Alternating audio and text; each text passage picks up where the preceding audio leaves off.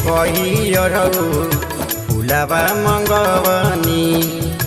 गैया के गोबरा से घर निपवनी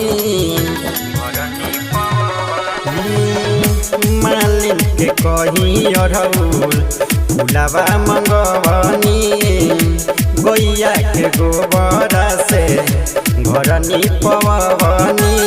मंदिर हम सजवले बानी मंदिर हम सजवले बानी लाले ओ हराब में मैया रानी अवतारी आजू हमारा गाँव में मैया रानी अवतारी।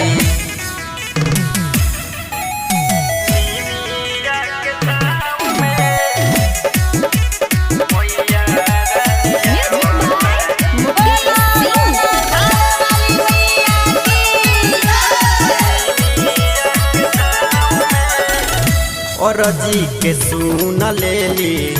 सातो बहिन हो भगती में हो गईनी मैया के लीन हो और जी के सुन लेली सातो बहिन हो भगती में हो गईनी मैया के लीन हो कुमार